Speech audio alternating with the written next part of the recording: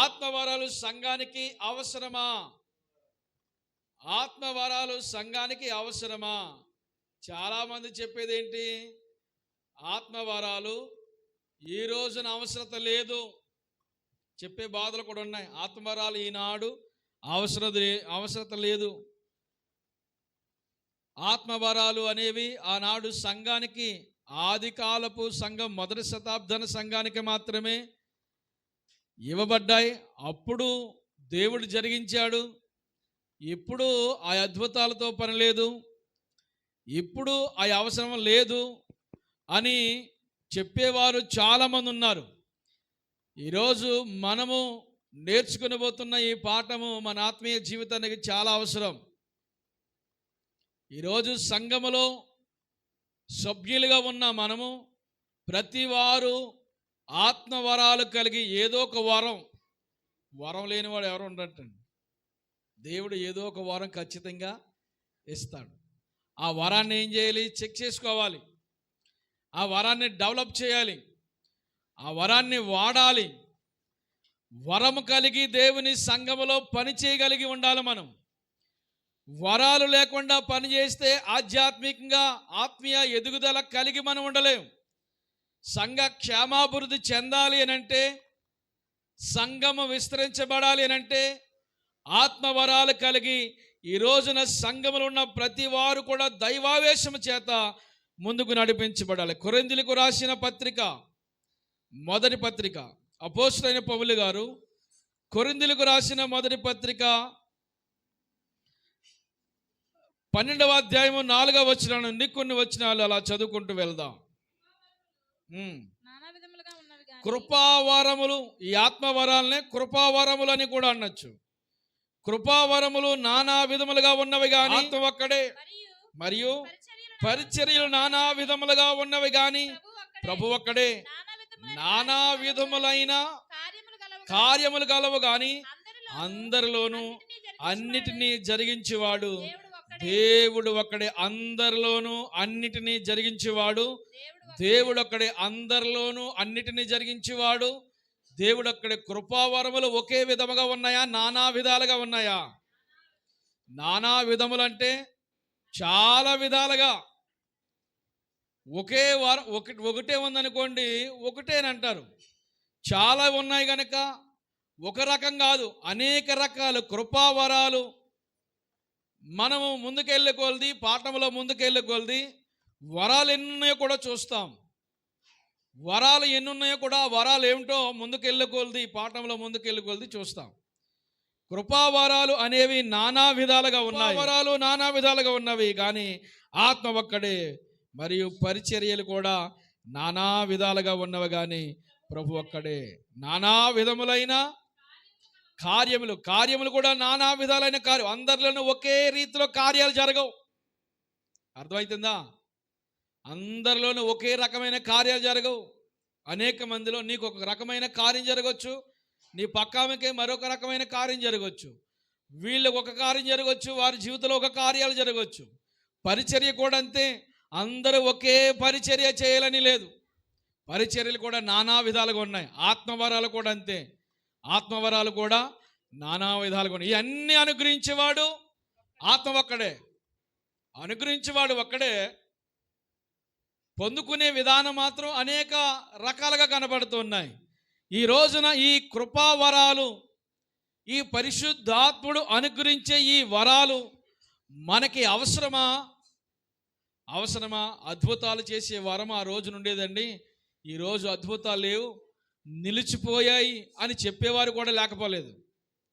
అద్భుతాలు నిలిచిపోయాయి, అద్భుతాలు లేవు అని చెప్పేవారు లేకపోలేదు.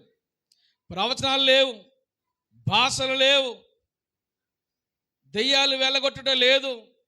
అనేక రకాలైన రీతిలో ఈ రోజున పరిచర్యను లేక దేవుని వాక్యమును కలిపి చెరిపి త్రిప్పి సంఘానికి లేనిపోయిన బోధలు అంటించే ఈ రోజున సమాజంలో చాలా వచ్చాయి. కానీ దేవుని వాక్య సత్యాన్ని మనం తెలుసుకోవాలి. వాక్యములో ఏముందో దాన్ని మాత్రమే మనం తీసుకోవాలి. వాక్యంలో లేని మన సొంత జ్ఞానాన్ని దేవుడు సంఘానికి అనుగ్రహించే వరము నాకు కావాలని నేను దేవుని సన్నిధానంలో ఆ వరాల గురించి ఆ ప్రభు సన్నిధానంలో వేచి చూడాలి. ఏమో ఏ వరం ఇస్తాడో, నాకు అదే వరం కావాలి ప్రభు అని అడగడానికి వీల్లేదు. నాకు ఆ వరమే కావాలి ఆయన అడగడానికి వీల్లేదు. ఏ వరమునిచ్చినా, ఏ వరమునిస్తాడో ఆ వరము పొందుకుని నీ దగ్గర ఉన్న వరమును గమనించి దాన్ని సంఘ క్షేమాభివృద్ధి కొరకు వాడాలి. స్తోత్రం కలుగును గాక. ఎవరి కొరకు? సంఘ క్షేమాభివృద్ధి కొరకు వాడాలి. సంఘ క్షేమాభివృద్ధి కొరకు దేవుడు వరమునిచ్చి ఏం చేస్తాడు? నిన్ను వాడుకోవడానికి చూస్తాడు. సంఘ క్షేమాభివృద్ధి కొరకు కృపావరాలు. ఈరోజు అంశము ఆత్మవరాలు సంఘానికి అవసరమా? అందరూ చెప్పండి ఈ మాట. అవసరమా అంటే ఇప్పుడు ప్రశ్న ఏంటి? ప్రశ్నది. సమాధానం ఏంటి? అవసరమే. ఎందుకు అవసరము? 7వ వచనంలో ఎందుకు అవసరము? 12వ అధ్యాయం 7వ వచనంలో ఆయనను అందరి ప్రయోజనము కొరకు ప్రతి వానికి ఆత్మ ప్రత్యక్షత అనుగ్రహించబడిను. దేవునికి మహిమ కలుగును గాక. అందరి ప్రయోజనము కొరకు. ఎవరి కొరకు? అందరి ప్రయోజనము కొరకు. అందరి ప్రయోజనము కొరకు ఆత్మ ఏం చేస్తూ ఉన్నాడు? ప్రత్యక్షత అనుగ్రహిస్తున్నాడు. ఆత్మ ప్రత్యక్షతను ఇస్తూ ఉన్నాడు అందరి ప్రయోజనం కొరకు. ఈ వరం అనేది నీ ప్రయోజనం కొరకేనా? సంఘ ప్రయోజనం కొరక? ఇతరుల ప్రయోజనం కొరక? ఇతరుల ప్రయోజనం కొరకు. మనమేదో హైలైట్ అవ్వాలని, మనమేదో గొప్ప వ్యక్తులను పిలిపించుకోవాలని, మనమేదో సెలబ్రిటీలు అవ్వాలని దేవుడు వరాలు ఇవ్వడు. ఎందుకు ఇస్తాడు తెలిసే వరాలు? ఇతరుల యొక్క క్షేమాభివృద్ధి కొరకు, ఇతరుల క్షేమం కొరకు, ప్రయోజనాల కొరకు దేవుడు వరమనిస్తాడు. ఆ వరమనిచ్చి వాడుకున్నప్పుడు ఏం చేయాలి? నీవు వాడబడాలి ప్రభు యొక్క సన్నిధానంలో. ఏ వరం ఇచ్చాడో ప్రతి వారికి ఇప్పుడు చెప్పాను కదా, ఏదో ఒక వరం ఉంటుంది నీలో. ఏ వరం లేకుండా వ్యర్థంగా దేవుడు మాత్రం పుట్టించడండి.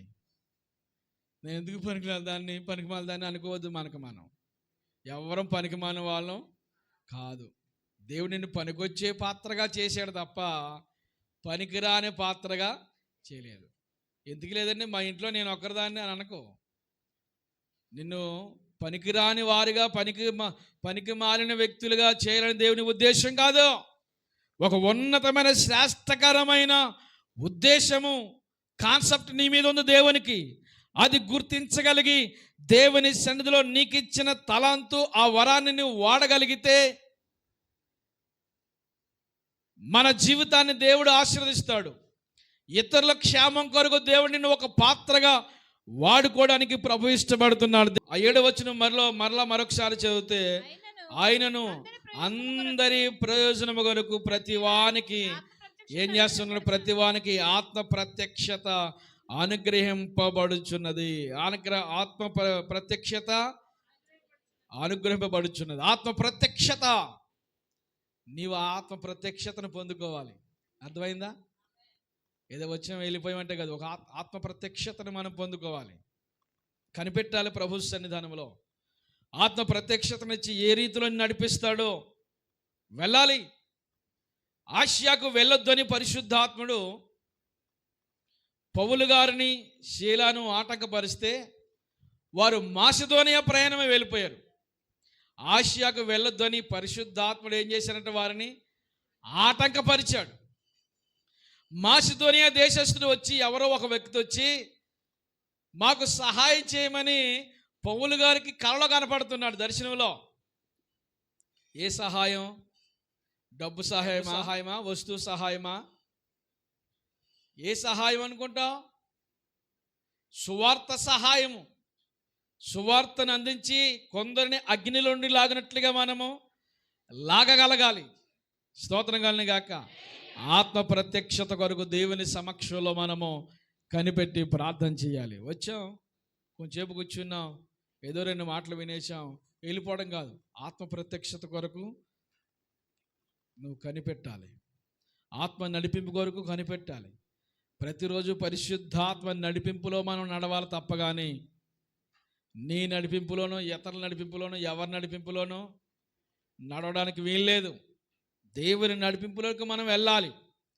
పరిశుద్ధాత్మ యొక్క ప్రత్యక్షత మనకు మనం పొందుకొని ప్రభు యొక్క సమక్షంలో మనం నడవాలని ప్రభు ఆశపడుతున్నారు. కృపావరాలు నానా విధాలుగా ఉన్నాయి. కృపావరాలు ఎందుకు? అందరి ప్రయోజనాల కొరకు. నీకున్న వరము నీ పక్క వారికి ఉపయోగపడాలి. కొందరే ఆమె చెప్పారు, కొన్ని స్వరాలు మోగబోని. దేవునికి స్తోత్రం. కృపావరాలు అందరి ప్రయోజనాల కొరక, నీ సొంత ప్రయోజనాల కొరక ఈ కృపావరాలు కొంతమంది ధనానికి వాడుతున్నారు. ఈ కృపావరాలు కొంతమంది ఈ కృపావరాలతో బిజినెస్ చేస్తున్నారు. కృపావరాల పేరు చెప్పి సంఘాల్ని పాడు చేస్తున్నారు. కృపావరాలు నానా విధాలుగా ఉన్నాయి. నీకున్న వరము ఎప్పుడైనా ఎవరికైనా ఉపయోగపడిందా? ఎప్పుడైనా ఎవరికైనా ఉపయోగపడే ఆ అనుభవాలు నీకు ఉన్నాయా? మనకున్న వరము ఇతరుల ప్రయోజనాల కొరకు మనము వాడి సంఘాన్ని క్షేమాభివృద్ధి పదంలోనికి మనం నడిపించాలి. అనేకుల్ని ప్రభువులోనికి నడిపించాలి మనము. కొందరు చెప్పే మాట ఏంటో తెలుసా? ఈ రోజున క్రైస్తవులే క్రైస్తత్వానికి ఆటంకంగా ఉన్నారు. ఈరోజు క్రైస్తవులే ఇతరులు ప్రభువులోనికి రాకుండా ఉండడానికి అభ్యంతరకరంగా ఉన్నారు. ఇతరులకి కొందరికి దేవుడిచ్చిన అనుభూతిని పక్కన పెట్టి దేవుని అనుగ్రహాన్ని విడిచిపెట్టి లోకానికి బానిసలైపోతున్నారు. అదే కొరింథీ పత్రిక ఇక్కడ అపోస్తలుడైన పౌలు గారు 3 రకాలైన మనుషుల గురించి చెబుతూ ఉన్నాడు. చూడండి, 3 రకాలైన మనుషులు. 2వ అధ్యాయం, అదే కొరింథీ మొదటి పత్రిక 2వ అధ్యాయము 14-15 వచనాలు. ప్రకృతి సంబంధమైన మనుషుడు దేవుని ఆత్మ విషయములను అంగీకరింపడు. ప్రకృతి సంబంధమైన మనుషుడు ఏం చేయడంట? దేవుని ఆత్మ విషయములను అంగీకరింపడు. దేవుడు ఆత్మ విషయములను అంగీకరింపడు. ఇతడు అంగీకరించడు. అవి అతనికి వెర్రితనముగా ఉన్నవి. ప్రకృతి సంబంధమైన మనుషుడు దేవుని ఆత్మ సంబంధమైన విషయాలు అంగీకరించడు. అవి అతనికి వెర్రితనముగా ఉన్నవి. ఈ ప్రకృతి సంబంధమైన మనుషుడికి దేవుని ఆత్మ సంబంధమైన కార్యాలు వెర్రితనంగా ఉన్నాయి. ఎలాగున్నాయి? వెర్రితనంగా. ఏ కార్యాలు? దేవుని ఆత్మ సంబంధమైన కార్యాలు, ప్రకృతి సంబంధమైన కార్యాలు కాదు. ప్రకృతి సంబంధమైన కార్యాలు అంటే చాలా ఇంట్రెస్ట్గా ఉంటాయి, వానికి చాలా ఆహ్లాదకరంగా ఉంటాయి ఆ వ్యక్తికి. కానీ ఆత్మకార్యాలు వెర్రితనంగా ఉంటాయి. దైవికమైన కార్యాలు ఇబ్బందికరంగా ఉంటాయి. ప్రకృతి సంబంధమైన మనిషికి దేవుని ఆత్మ సంబంధమైన కార్యాల మీద ఇంట్రెస్ట్ ఉండదు ఆ వ్యక్తికి. నువ్వెన్ని వజ్రాల లాంటి మాటలు చెప్పు, ఎన్ని విలువైన మాటలు చెప్పు, అదే ఆత్మ సంబంధమైన వ్యక్తికి ఒక్క మాట చెప్పు, ఆ మాట వెంటనే ఆకర్షించబడి ఇన్స్పైర్ అయ్యి ఆ మాట ద్వారా ఎంతో బలాన్ని పొందుకుంటాడు. స్తోత్రం కలిగిన గాక. ఎవరు ఆ వ్యక్తి? ఎవరికి ఇష్టం ఉండదు? ఇక్కడ ప్రకృతి సంబంధమైన వ్యక్తి ఉన్నాడు, ఆత్మ సంబంధమైన వ్యక్తి ఉన్నాడు. ఆత్మ సంబంధమైన వ్యక్తిగా ఉన్న వ్యక్తి యొక్క విషయాలన్నీ కూడా, ఆత్మ సంబంధమైన విషయాలన్నీ ఈ వ్యక్తికి అర్థమవుతాయి. కానీ వీనికి అర్థం కాక అవి ఎలాగున్నా ఆ వ్యక్తికి వెర్రితనంగా ఉన్నాయి. చదవమ్మా. ఎలాగా? ఆత్మానుభవం చేతనే వివేచింపబడును గనుక అతడు వాటిని గ్రహింపజాలడు. గ్రహింపుందా? గ్రహింపులోనికి రాదు. ఎన్ని విలువైన మాటలు చెప్పని, ఎంత ఈ వ్యక్తి ఎవరు? ఆత్మ సంబంధమైన వాడు. అన్నిటినీ అంటే ఆత్మ సంబంధమైన విషయాలు, ప్రకృతి సంబంధమైన విషయాలు చూస్తాడు. ప్రకృతి సంబంధమైన విషయాలన్నీ పక్కన పెడతాడు. ఆత్మ సంబంధమైన విషయాలన్నీ తీసుకుంటాడు, వివేచిస్తాడు. అర్థమైందా? హలో, ఇప్పుడే జ్ఞాపకం వచ్చిందమ్మా నీకు? ఇప్పుడే జ్ఞాపకం వచ్చిందా? వదిలే, ఇంకా వదిలే. దేవుని స్తోత్రం కలిగిన గాక.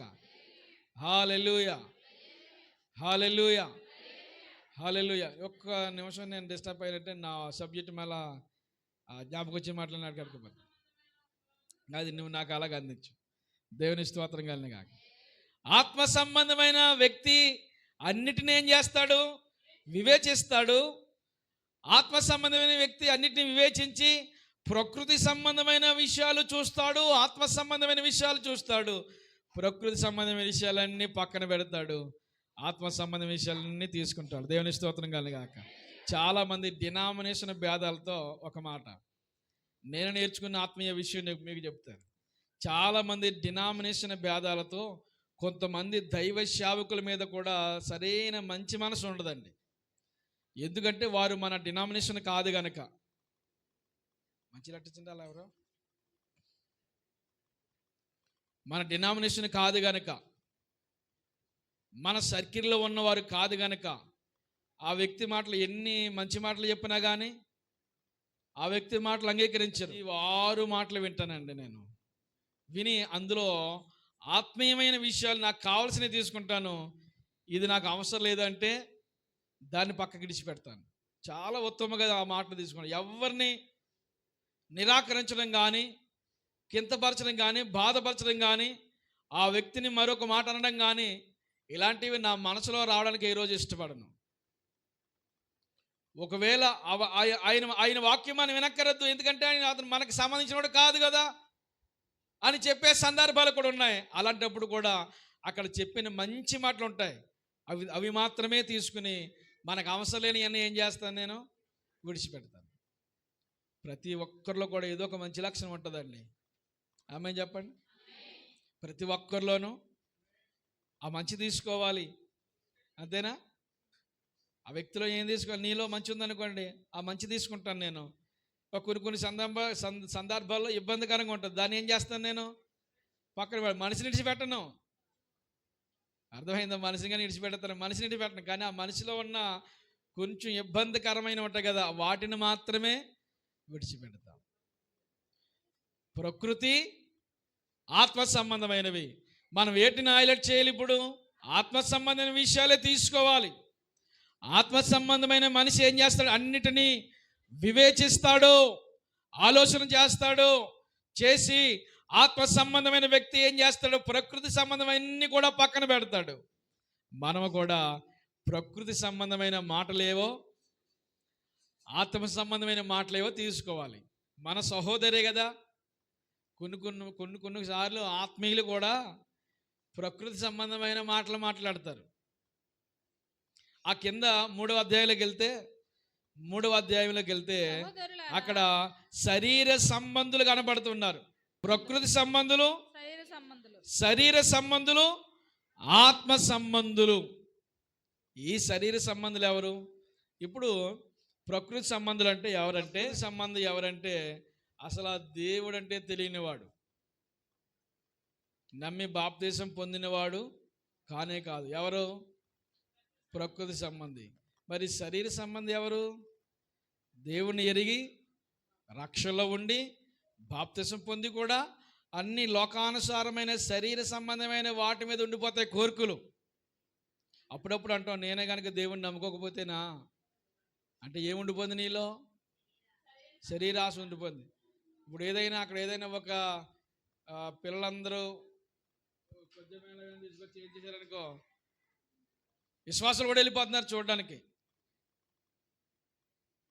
కుర్చీలు పట్టుకుని మరి వెళ్ళిపోయి ఎగిపిల్ల అడ్డుకున్నాను ఏంటి అని ఎదురున్న వాళ్ళని పోకరించేస్తారు. ఎవరు వీళ్ళు? విశ్వాసులే కానీ శరీర సంబంధులు. విశ్వాసులు ఏదైనా సినిమా వేసారనుకో, విశ్వాసులు అందరూ వీధుల్లోకి వచ్చేస్తారు. ఎవరు వీళ్ళు? ఏదో ఒక మేళ వెళ్ళిందనుకో, రోడ్డు అంట, ఏమవుద్ది? శరీర సంబంధమైన కోరికలే కావాలి.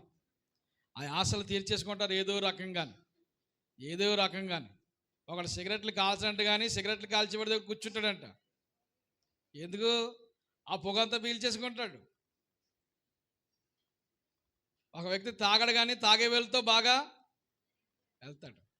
ఒక ఆయన ఆట కానీ పేకాట ఆడేవాళ్ళకి హెల్ప్ చేస్తే అక్కడ కూర్చుంటూ పరిచయం చేస్తాడు. ఆశలు బావు. ఏ ఆశలు ఇవి?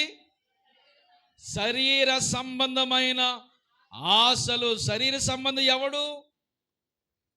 శరీర సంబంధం అంటే విశ్వాసే కానీ అన్నీ కూడా శరీర సంబంధమైన కోరికలు ఉండిపోతాయి. ప్రకృతి సంబంధం అంటే ఇదిగో ఆ చెట్టు మీద ఆశ కలిగి ఉంటాడు, చెట్టుని దేవుడు నమ్ముతాడు, ఇంకో ప్రతి దాంట్లో కూడా ఒక విధమైన ఆలోచనలు ఉండిపోతాడు ప్రకృతి సంబంధమైన వ్యక్తి. దేవుడిని ఆరాధించడు కానీ ప్రకృతిని ఆరాధిస్తాడు. కానీ శరీర సంబంధాలు కాదు. శరీర సంబంధం ఏం చేస్తాడు? దేవుడిని ఆరాధిస్తాడు, ప్రార్థనకు వస్తాడు, ప్రార్థనలో ఉంటాం. ఈ ప్రార్థన అయిపోతుండగానే మళ్ళీ అదే ఈ పాట ఆ పాట 2 పాటలు పాడేస్తాడు. దేవుని పాట పాడతాడు, సినిమా పాట, లోక పాట కూడా పాడేస్తారు. మన క్రిస్మస్కి ఇస్తాడు కానుక,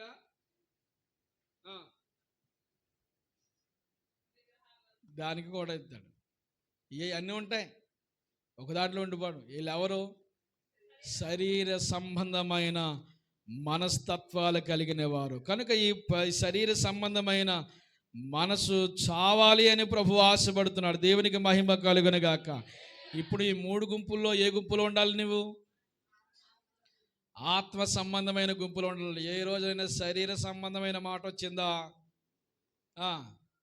ఏం చేయాలి? వెంటనే శరీర సంబంధమైన మాట వస్తే దేవుడు ఉన్నాడు అనే ఆలోచనలో ఉండాలి.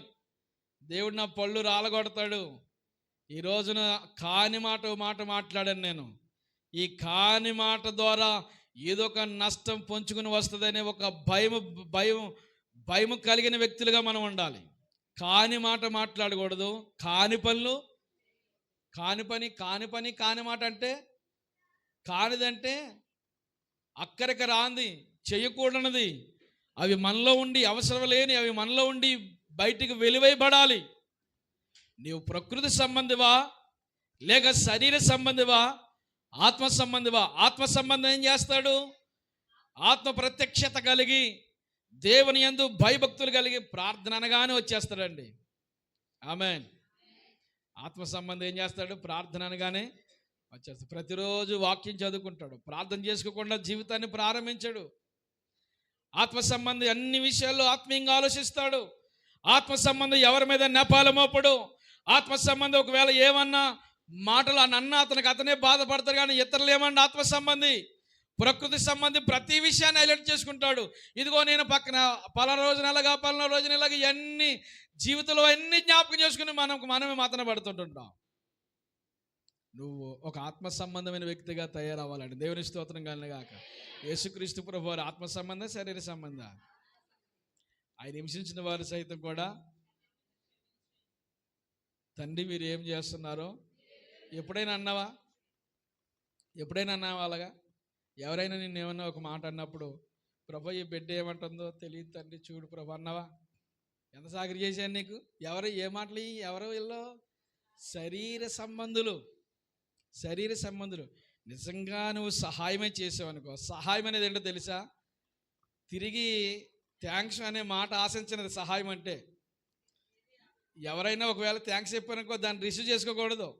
అర్థమైందా? ఏదైనా చిన్న హెల్ప్ చేసాం థ్యాంక్స్ అన్నారనుకో, ఏమన్నా అప్పుడు థ్యాంక్సా అలాగేమ్మా అనకూడదు. థ్యాంక్స్ ఎందుకమ్మా, ఇది మనిషికి చేయవలన సహాయం ఏదో చేశాను, ఈ మాత్రం దానికే థ్యాంక్స్ ఎందుకు అని నువ్వు అనగలగాలి. థ్యాంక్స్ మొన్న మా ఊళ్ళో చేసినప్పుడు అలాగే నలుగురు చెప్పారు నాకు. నలుగురు చెప్పారు, ఇంకొక ఆవిడ చెప్పలేదు అని ఇలాంటి పదాలు మనం పాలకూడదు. ఎవరికి వస్తాయి? శరీర సంబంధులకు వస్తాయి. నీవు సంఘములో ఆత్మ సంబంధమైన వ్యక్తిగా తయారవ్వాలనా శరీర సంబంధమైన వ్యక్తిగా తయారవ్వాలనా? ఆత్మ సంబంధమైన వ్యక్తిగా తయారవ్వాలి. ప్రకృతి సంబంధిని పక్కన పెట్టండి.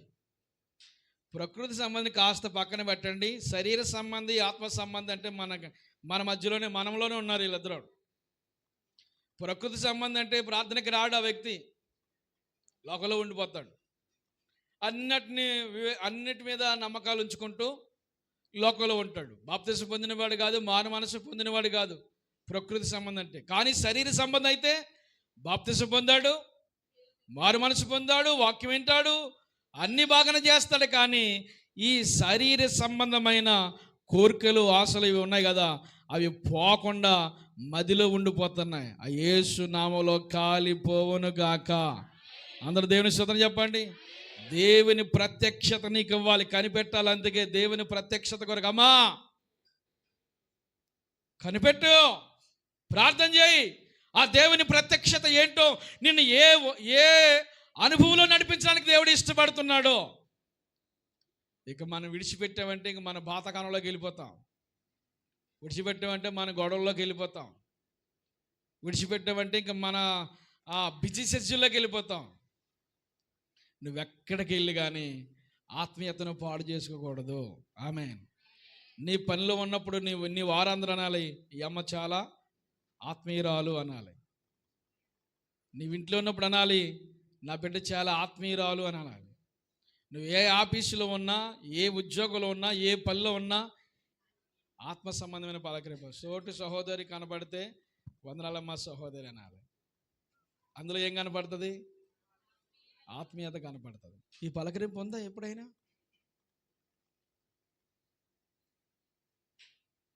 మనిషి జీవితంలోకి మొఖం తిప్పేసుకుంటే నువ్వు శరీర సంబంధం ఆత్మ సంబంధమా? శరీర సంబంధం అంటే శరీర సంబంధం అంటే దేవునికి పనిచేసే వాళ్ళు కాదు వీళ్ళు.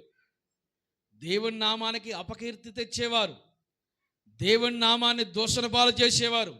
అవన్నీ యేసు నామములో కాలిపోవును గాక. 12వ అధ్యాయము 7వ వచనం మరలా చదువుదాం. అదే కొరింథీయులకు రాసిన పత్రిక.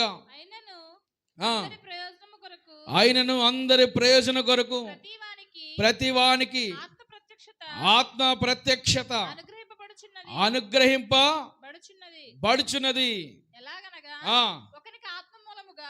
ఎలాగనగా ఒకనికి ఆత్మ మూలముగా బుద్ధివాక్యము, మరి ఒకనికి ఆ ఆత్మ అనుసరించు జ్ఞానం. బుద్ధివాక్యము, జ్ఞానవాక్యము, ఆ ఆత్మ వలనే విశ్వాసము, మరి ఒకనికి ఆ ఒక్క ఆత్మ వలనే స్వస్థపరచు వరము, అద్భుత కార్యములు చేయు శక్తి, మరి ఒకనికి ప్రవచన వరము, మరి ఒకనికి ఆత్మ వలన వివేచనయు, మరి ఒకనికి నానా విధుల భాషలను, మరి ఒకరికి భాషలకు అర్థం చెప్పే శక్తియు అనుగ్రహింపబడి. దేవునికి స్తోత్రం కలిని గాక. అందరూ స్తోత్రం చెప్పండి. ఇవన్నీ ఒకే వారం కాదండి, అర్థమైందా? ఇంకా చాలా వారాలు చెప్తాను మీకు ముందుకెళ్ళి కొలిది. హల్లెలూయా. చూడండి, ఆత్మ వలన ఎన్ని వరాలు? భాషలు మాట్లాడే వారము, భాషలకి అర్థం చెప్పే వారము, స్వస్థపరిచే వారము, బుద్ధివాక్యము, జ్ఞానవాక్యము, విశ్వాసము, ప్రవచన వారము, అద్భుత కార్యాలు చేసే వారములు, ఇవన్నీ అనుగ్రహిస్తున్నాడు. ఎవరికి? నానా విధములు. నానా విధములు, నానా విధములు అంటే చాలా వరాలు. అన్ని ఒకరికైనా? ఒక్కొక్కరికి ఒకటా? ఒక్కొక్కరికి ఒకటి. వరం ఉందని చెప్పి గొప్పోడు కాదు, వరం లేదని చెప్పి పనికి రానివాడు కాదు. అర్థమైందా? నీకున్న వరము నాకు ఉండకపోవచ్చు, నాకున్న వరము నీకు ఉండకపోవచ్చు, ఆ పక్కావిడికున్న వరం నీకు ఉండకపోవచ్చు, నీకున్న వరము ఆ పక్క ఆమెకు ఉండకపోవచ్చు. అంతగానే ఆమె వరం ఉందని చెప్పి హైలైట్ అని కాదు, ఆ వరం లేదని నువ్వు తక్కువ వ్యక్తి అని కాదు. ప్రతి వారికి వాని యొక్క సామర్థ్యం కొలది ప్రభువు ఇస్తాడు. నీ సామర్థ్యం ఎంత, నీ కెపాసిటీ ఎంత, దాన్ని బట్టి దేవుడు నీకు ఇస్తాడు. నీకు ఇచ్చిన వరమును బట్టి నువ్వు వాడబడాలి. స్తోత్రం కలిని గాక. హల్లెలూయా, హల్లెలూయా. అందరికీ ఒకే వరము కాదు, అందరికీ ఆయా వరాలు. దైవ సేవకులకైనా విశ్వాసాలు కూడా ఇస్తాడా వరాలు? స్వీకరించుకునే మనసు ఉంటే నీకు కూడా ఇస్తాడు. ఒక ఆత్మ చెప్పింది ఆమేనని. దేవుని స్తోత్రం. ఏ మనసు? స్వీకరించుకునే మనసు ఉండాలి. వరం పట్టుకెళ్ళి ఒకడు దీపాన్ని వెలిగించి కొంచెం కింద మంచం కింద పెడితే ఉపయోగం ఏముంది? దీపస్తంభం మీద నీకు ఇచ్చిన వరాన్ని ఏం చేయలేదు, దాన్ని వాడాలి, పెట్టాలి. నీ వరాన్ని సమాజానికి తెలియజేయాలి. ఆ వరము ద్వారా సమాజంలో అద్భుతమైన కార్యాలు చేసి కొందరిని మాట నేర్పరతనంతో, కొందరు నీకు ఇచ్చిన దైవికమైన ప్రవచన వరముతో, ఆ భాషలకు అర్థం చెప్పే వరము, భాషలు మాట్లాడే వరము, ఏ వరం అయితే ఉందో ఆ వరాన్ని నువ్వు చెక్ చేసుకోవాలి. స్తోత్రం కలిగిన గాక. ఆ వరాన్ని నువ్వు చెక్ చేసుకోవాలి. ఆ వరాన్ని నువ్వు స్వీకరించాలి. ఆ వరాన్ని హైలైట్ చేయాలి. ఆ వరాన్ని వాడాలి. ప్రతిరోజు వాడాలి. నీ స్వార్థం కొరక, సంఘ క్షేమం కొరకు వాడాలా దాన్ని. సంఘ క్షేమాభివృద్ధి కొరకు ఆ వరాన్ని వాడుతున్న నానా విధాలైన వరాలు. ఒకే వరము కాదండి. అందరికి ఇస్తాడా? కొందరికి ఇస్తాడా? అందరికి ఇస్తాడు. అందరికి ఇస్తాడా? కొందరికి ఇస్తాడా? లేదండి, ఆవిడ ఒక్కరికి దానికే ఇస్తాడు, మాకు ఇవ్వడం అనేది కాదు. దేవుడు పక్షపాతి కాదు. మనకేముంటుంది? పక్షపాతమా? పక్షపాతం ఉంటుంది మనకి. దేవునికి అలాంటి పక్షపాతం ఉండదండి. అందరిని చాలా ధారాళంగా ప్రేమిస్తాడు. ఆమె నువ్వంటే ఎంత ఇష్టమో దేవునికి, అలాగే మీ తోడుకోళ్ళు అంటే ఇంకా ఇష్టం ఆయనకి. దేవుని స్తోత్రం కలుగాక. మీ కోళ్ళు అంటే ఎంత ఇష్టమో, అత్తగారు అనే ఇష్టమేనా ఆయనకి? ఇష్టమే. నువ్వంటే ఎంత ఇష్టమో మీ ఆయన అంటే ఇంకా ఇష్టం ఆయనకి. స్తోత్రం కలుగాక. మనకి కొంతమంది ఇష్టం అవుతారు, కొంతమంది ఇష్టం కాదు. అంతేనా? మాట్లాడేటి ఒక్కొక్కరు ముఖం చూసేబట్టే మనకు ఆ రోజు తిన్నది అరగదు. అంటే మనకున్న ఇబ్బందికరమైన పరిస్థితులు బట్టి మనం అలా ఫీల్ అవుతుంటుంటాం. నాయన ఆ వ్యక్తికి అసలు చేయొద్దు తండ్రి, ఆ వ్యక్తికి అసలు చేయొద్దు తండ్రి అని మనం ప్రార్థన కూడా చేసే సందర్భాలు కూడా ఉంటాయేమో కొంతమందికి. మరి కానీ దేవునికి అలాంటివి పక్షపాతం ఉండదు. అందరినీ ధారాళంగా ప్రేమించేవాడు. ఏ వరము కావాలో, నీకు ఏ వరము అవసరమో నీకు తగ్గట్టుగా ఆ వరాన్ని ఇచ్చి దేవుడు ఖచ్చితంగా నిన్ను ఆయన సేవలో వాడుకుంటాడు. స్తోత్రం కలిగాక. ఇచ్చిన వరాన్ని ఏం చేయాలి? వాడాలి, ఉపయోగించాలి. ఎవరి కొరకు ఉపయోగించాలి? నీ కొరక, దేవుని సంఘం కొరక, దేవుని సంఘ క్షేమాభివృద్ధి కొరకు ఈ వరాన్ని వాడాలి అని ప్రభువు సెలవిస్తున్నాడు. 7వ వచనం చదవమ్మా. 7వ అధ్యాయం 7వ వచనం. 7వ అధ్యాయం 7వ వచనం.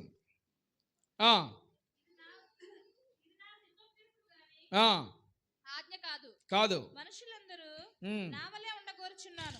మనుషులందరూ నా వలె ఉండాలని కోరుచున్నాను. అయినను ఒకడు ఒక విధముగాను, మరి ఒకడు మరొక విధముగాను. చూడండి, చూశారా? ప్రతి మనుషుడు తనకున్న కృపావరమును దేవుని వలన పొంది ఉన్నాడు. ప్రతి మనుషుడు పొందుకున్న కృపావరము ఎవరి వలన పొందుకున్నారు? దేవుని వలన. మనం సంపాదించుకున్నది కాదు.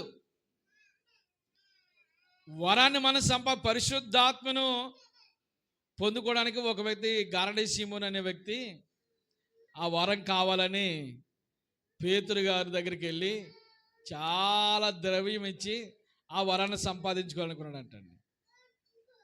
కొంచెం అలా ఎదలు తీసుకెళ్ళి ఆ వరాన్ని ఏం చేయాలనుకున్నాడు? ఏమిచ్చి? ద్రవ్యమిచ్చి దేవుని వరాన్ని ద్రవ్యాన్నిచ్చి దేవుని వరాన్ని సంపాదించుకోగలమా? సంపాదించలేము. కొంతమంది దేవునితో వ్యాపారం ఆడతారు, దేవునితో బేరాలు ఆడతారు. ఏ బేరం ఏంటో తెలుసా? నాయనోయ్, నువ్వే కనుక నాకు 1,00,000 రూపాయలు ఇచ్చేవంటే నీకు నేను 10,000 ఇచ్చేస్తానయ్యా. ఏంటంట? దేవుడే కనుక 1,00,000 రూపాయలు ఏమికి ఇస్తే 10,000 ఇచ్చేస్తా, నీకు ఎంత మిగులుతుంది?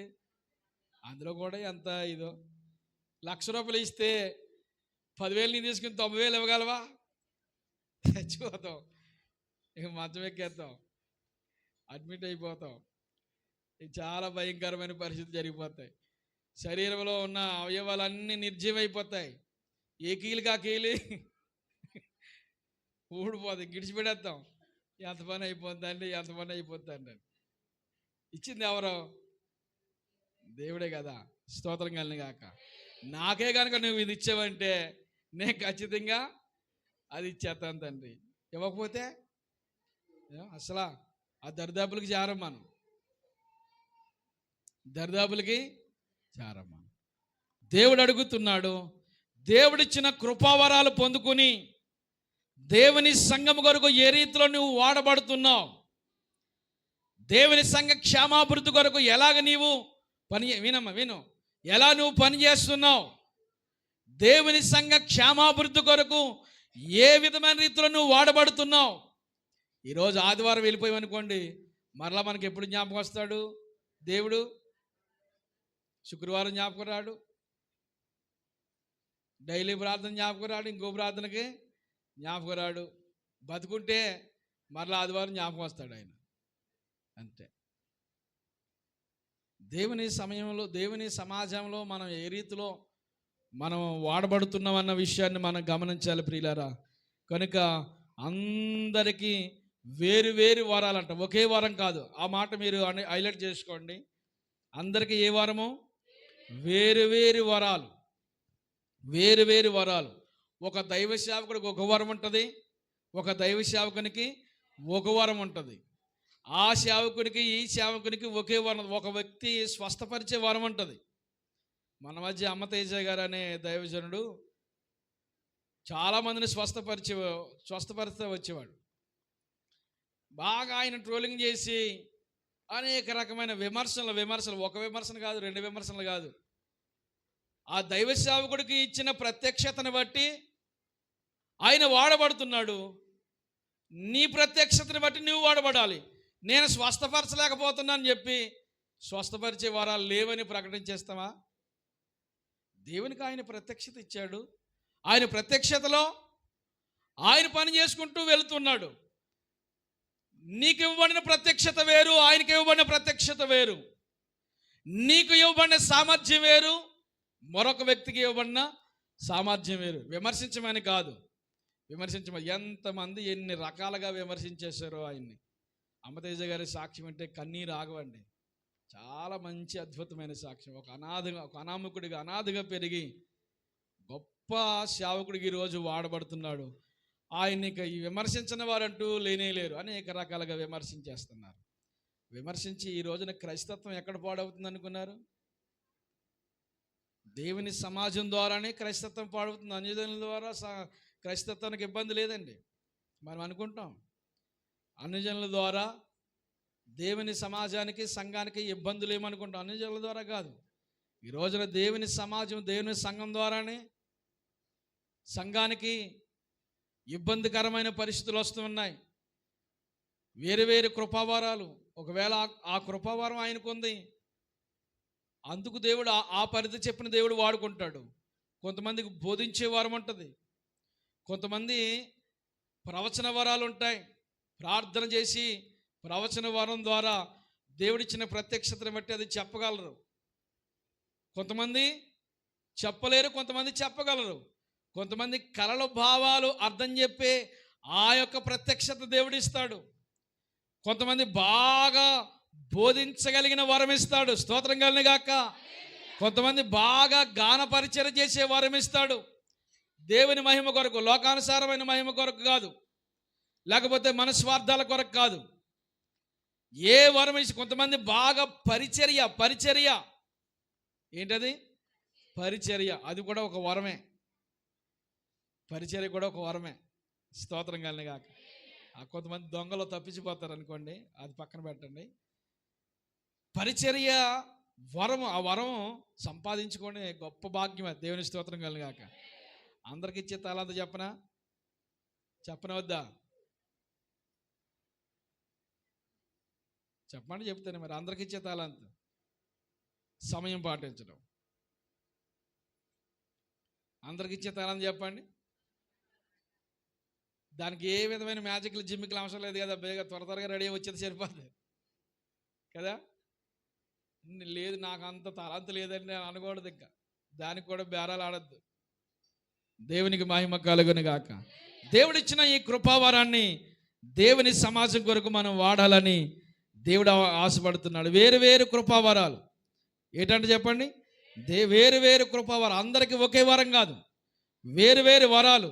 ఆ వరము, దేవుడిచ్చిన వరము దేవుని మహిమ కొరకే మనం వాడదుంగాక. ఈరోజున మరికొన్ని విషయాలు మనం జ్ఞాపకం చేసుకుంటే, కృపావరములు ఎందుకు, కృపావరాలు ఎందుకంటే ఏం చెప్పాము ఇప్పుడు? దేవుని సంఘము క్షేమాభివృద్ధి కొరకు. 12వ అధ్యాయము 5వ వచనం చదవండి. కొరింథీయులకు రాసిన అదే పత్రిక 12వ అధ్యాయం 5వ వచనం.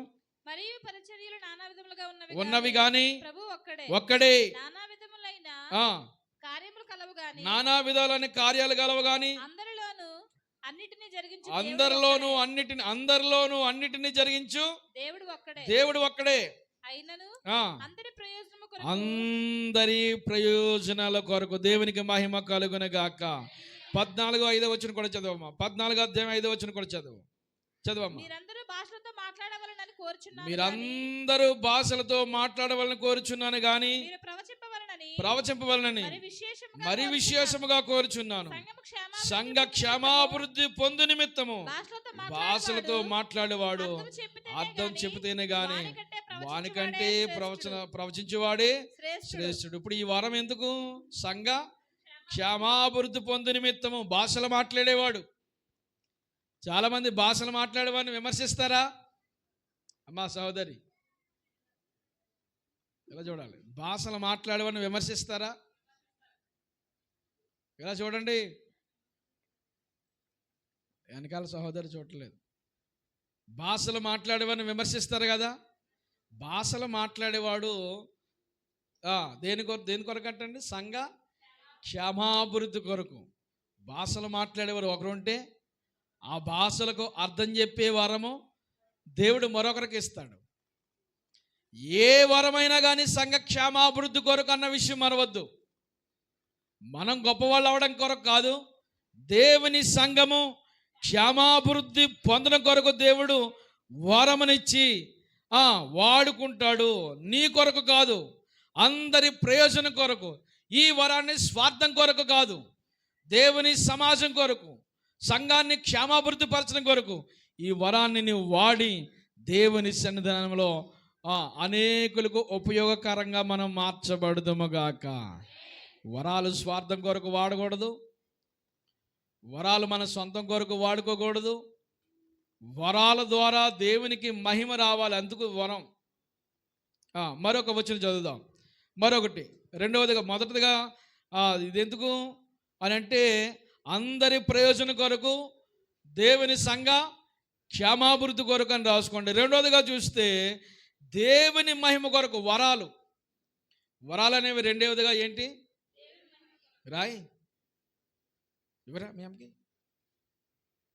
వరాలు అనేవి దేవుని మహిమ కొరకు. అందరూ చెప్పండి. వరాలు ఒకటి దేవుని సంఘ క్షేమాభివృద్ధి కొరకు, రెండు దేవుని మహిమ కొరకు. దేవుని మహిమ కొరకు, మన మహిమ కొరకు కాదు, మన గొప్పల కొరకు కాదు. స్వస్థపరిచే వరం ఉన్నంత మాత్రంలోనే నువ్వు గొప్ప వ్యక్తి అయిపోయినట్లు కాదు. భాషలతో మాట్లాడే వరం ఉన్నంత మాత్రంలోనే నువ్వు గొప్ప వ్యక్తి అయిపోయినట్లు కాదు. భాషలకు అర్థం చెప్పే వరం ఉన్నంత మాత్రంలోనే నువ్వు గొప్ప వ్యక్తి అయిపోయినట్లు కాదు. ప్రవచన వరం ఉన్నంత మాత్రంలోనే గొప్పవారు అయిపోయినట్టు కాదు. ఏ వరం ఉన్నా అక్కడ ఎవరు హైలైట్ అవ్వాలి అంటే మనిషి కాదు హైలైట్ అవ్వాల్సింది, దేవుడు హైలైట్ అవ్వాలి. స్తోత్రం కలిగిన గాక.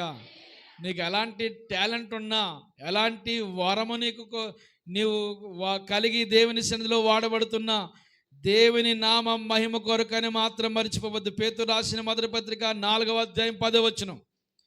పేతురు రాసిన, ముగించేస్తున్నానమ్మా. పేతురు రాసిన మొదటి పత్రిక 4వ అధ్యాయం 10వ వచనం. మీ దేవుని నానా విధమైన కృప విషయమై మంచి గృహ నిర్వాహకులై ఒక్కొక్కడు కృపావరము పొందిన కొలది ఒకరికి ఒకరు ఏం చేయగలగాలి? ఉపచారం చేయగలగాలి. స్తోత్రం కలిగిన గాక. హల్లెలూయా. మనమందరం దేవుని యొక్క పనిలో గృహ నిర్వాహకులు. గృహ నిర్వాహకుడు చేసే పని ఏంటి?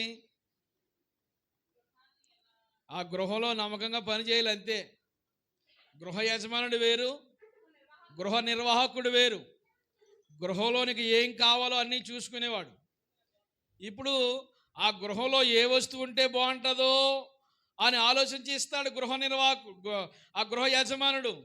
ఈ నిర్వాహకుడు దాన్ని అందులో గృహంలో పని చేస్తూ ఉండాలి. మనందరం దేవుని ఇంటి మీద ఎవరమంటే గృహ నిర్వాహకులము. ఆమేన్. యజమానుడు గొప్పోడా, గృహ నిర్వాహకుడు గొప్పోడా? యజమానుడే గొప్పోడు. వస్తువులు ఇచ్చినవాడు గొప్పోడా, వస్తువు గొప్పదా? వస్తువు ఇచ్చినవాడే గొప్పోడు. ఆత్మవరం గొప్పదా, ఆత్మవరం ఇచ్చినవాడు గొప్పోడా? ఆత్మవరం ఇచ్చినవాడే గొప్పోడు. స్తోత్రం కలిగిన గాక. ఆత్మవరం ఇచ్చినవాడే గొప్పోడు. ఆత్మవరం, మనం ఆత్మవరం ఉన్నంత మాత్రంలోనే గొప్పవాళ్ళం అయిపోయినట్టు కాదు. ఆత్మవరము ఇచ్చిన దేవుని మహిమపరచకపోతే ఏమండి ఆ వరము ఎందుకు పనిచేయనట్టే. నువ్వే వరము కలిగి ఉన్న ఆ వరాన్ని దేవుని సన్నిధిలో మనం వాడి దేవుని యొక్క పనిలో లేక ఆయన గృహం మీద నమ్మకస్తులుగా ప్రభు యొక్క పరిచయలో మార్చబడుదుము గాక. అందరు దేవుని స్తుతి చెప్పండి. ఈ వరం ఇచ్చిన వాడు దేవుడే గనక దేవుని యొక్క గృహ నిర్వాహకత్వంలో మనము నమ్మకంగా పనిచేస్తూ ఆ ఇచ్చిన వరాన్ని దేవుని కొరకు వాడాలి. నమ్మకంగా పనిచేయాలి. నమ్మకత్వాన్ని కలిగి దేవుని సన్నిధిలో ఉండాలి. నమ్మకం ఏ రోజును కూడా విడిచిపెట్టొద్దు, కోల్పోవద్దు. నమ్మకత్వాన్ని పాడు చేసుకోకూడదు. దేవుని ఇంటి మీద మనం నమ్మకస్తులుగా ఉండాలని ప్రభువు సెలవిస్తున్నాడు. ఇక మూడవదిగా చూసుకుంటే, మూడవదిగా ఈ ఆత్మవరాలు ఎందుకని మూడవదిగా చూసుకుంటే, మనల్ని బలపరిచి ప్రోత్సహించిన కొరకు.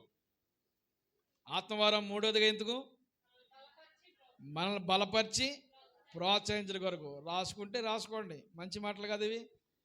ఆత్మవరాలు ఎందుకు? మనల్ని బలపరిచి దేవుని సన్నిధానంలో ప్రోత్సహించిన కొరకు. దేవునికి మహిమ కలుగును గాక. సేవలో చాలామంది నిరుత్సాహపడిపోతుంటారు. ఎందుకు నిరుత్సాహపడిపోతాం? కొంతమందికి ఉన్న వరాలను బట్టి, కొంతమందికి లేని వరాలను బట్టి ఏం చేయబడతారు? నిరుత్సాహపడతారా? పడతారా చెప్పరేటి? చాలామంది నిరుత్సాహపడేవారు, సేవలో నిరుత్సాహపడేవారు ఉన్నారు. విశ్వాసత్వంలో కూడా, విశ్వాసలో కూడా నిరుత్సాహపడేవారు చాలామంది ఉన్నారు. ఏ రోజున కూడా మనం నిరుత్సాహపడకుండా ఒక బలమైన సంతోషంతో దేవుని పనిలో వాడబడుదుము గాక. అందరూ దేవుని స్తుతి చెప్పండి. ఒకే ఒక వచనం చదువుకుందాం. ఒకే వచనం, కొరింథీయులకు రాసిన మొదటి పత్రిక 12వ అధ్యాయము 20వ వచనం. కొరింథీయులకు రాసిన మొదటి పత్రిక 12వ అధ్యాయము 20వ వచనం. గనుక కన్ను చేతితో, అది బాగా ఎడిగా చదవమ్మా. గనుక కన్ను చేతితో, అది గనుక కన్ను చేతితో నీవు నాకు అక్కర్లేదని చెప్పజాలదు.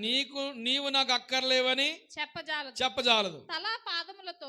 తల ఏమో పాదముతో మీరు నాకు అక్కర్లేదని చెప్పజాలదు. అంతేకాదు, శరీరం యొక్క అవయవములలో ఏవి మరి బలహీనములుగా కనబడునో అది మరి అవశ్యములే. చాలు చాలు చాలు. శరీరములో ఉన్న అవయవము ఏది బలహీనమైనదిగా కనబడుతుందో అది మరి బలమైనదిగా దేవుడు చేయడానికి ఇష్టపడుతున్నాడు. దేవునికి స్తోత్రం కలుగును గాక. ఇప్పుడు సంఘం అంటే శరీరం కదా. హలో, సంఘం అంటే ఏంటి? శరీరం. ఇప్పుడు శరీరం, నా బాడీ ఉంది, శరీరం. నన్నే చూడండి, మీరు అందరూ నన్నే చూడండి. నా బాడీలో ఏది నాకు ఇంపార్టెంట్? అన్నీ ఇంపార్టెంట్. నేను అత్తమాట దేన్ని చూసుకుంటాను? చెప్పేస్తారు మీరు. ఏం చూసుకుంటాను? అద్దం దగ్గరికి వెళ్ళినప్పుడు మీరేం చూసుకుంటారు? మొఖం కాళ్ళు కానీ చూసుకుంటామా? అత్తమాట కాళ్ళు చూసుకుంటాం, మొఖం చూసుకుంటామా? మొఖం ఇంపార్టెంటా, కాళ్ళు ఇంపార్టెంటా? కాళ్ళు. అదే చెప్పబడింది అక్కడ. తల కాళ్ళుతో నువ్వు నాకు అక్కర్లేదని చెప్పగలదు. తల చేసే పని తలకుంటుంది, కాలు చేసే పని కాలుకుంటుంది, చేయి చేసే పని చేయకుంటుంది, కన్ను చేసే పని కనుకుంటుంది, నోరు చేసే పని నోరుకుంటుంది, చెవులు చేసే పని చెవులుకుంటుంది, ముక్కు చేసే పని ముక్కుకుంటుంది. దేని పని దానికి. ఏది నాకు ముక్కు అక్కర్లేదని 2 క్లాతులు పెట్టేసుకో.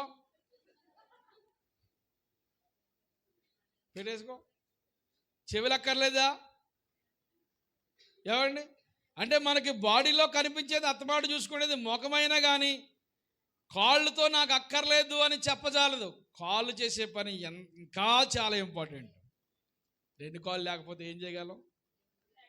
ఎన్ని ఉంటే పోనీ అన్నీ ఉన్నాయి.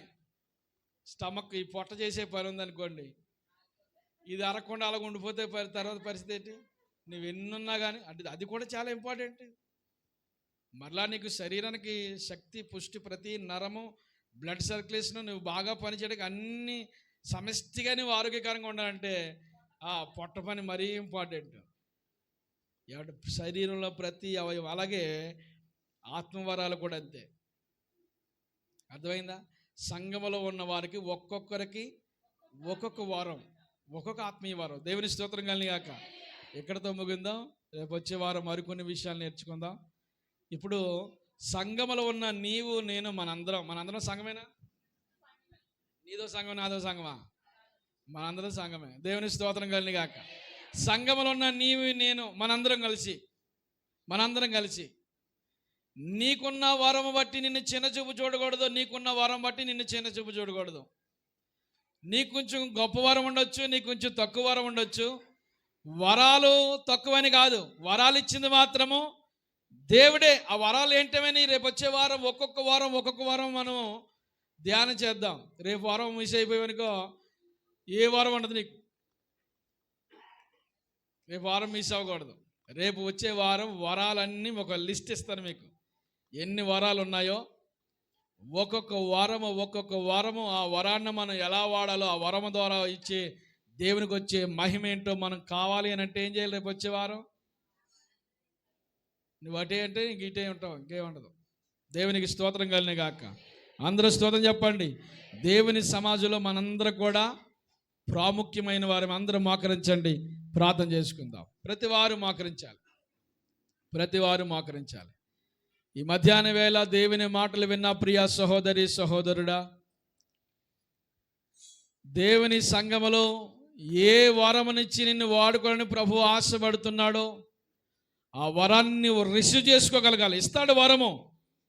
నీకు ఏ వరం ఇస్తాడో తెలియదు కానీ ఇస్తాడు వరము. ఆల్రెడీ ఇచ్చేసి ఉంటాడు నీకు వరం. ఆ వరాన్ని నువ్వు ఉపయోగించాలి. కొంతమంది ఏ పని లేకుండా దేవుని సంఘంలో ఉండి వారు కూడా ఉంటారు.